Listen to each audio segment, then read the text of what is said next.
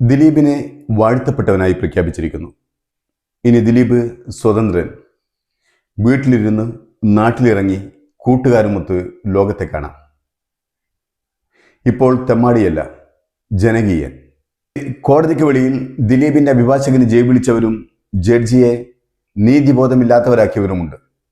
എന്തായാലും ദിലീപിനെ ജയിലിലേക്ക് അയക്കുന്നത് കാണാൻ ആഗ്രഹിച്ചവർക്ക് വല്ലാത്ത ആശാഭംഗം തന്നെയായിരിക്കും.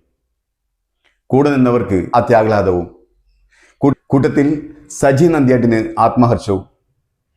ഇതുവരെ ദിലീപിനെ പ്രതി എന്ന് വിളിച്ച് ആക്ഷേപിച്ച ചാനലുകൾ ഇനി എന്തു പറയും? നമ്മുടെ നിയമം പറയുന്നൊരു ന്യായവാദമുണ്ട്. കോടതി കുറ്റക്കാരനാണെന്ന് കണ്ടെത്തും വരെ, കോടതി കുറ്റവാളിയാണെന്ന് കണ്ടെത്തും വരെ ഒരാൾ പ്രതിയാവുന്നില്ല, കുറ്റാരോപിതൻ മാത്രമാണ്. പക്ഷേ നിങ്ങളൊന്ന് നോക്കണം, ഇതുവരെയുള്ള ചാനൽ ചർച്ചയിൽ ദിലീപ് അടക്കമുള്ള എല്ലാ കുറ്റാരോപിതരെയും പ്രതിയെന്നല്ലാതെ മറ്റെന്താണ് വിളിച്ചിരുന്നത്? ഇപ്പോൾ ദിലീപ് കുറ്റക്കാരനല്ലെന്ന് കോടതി പറയുമ്പോൾ മാധ്യമങ്ങൾ ഇനി എന്തു പറയും? പ്രതിയെ വെറുതെ വിട്ടിയ കോടതിയെന്നോ, അതോ ഇപ്പോൾ പ്രതി കോടതിയെന്നോ?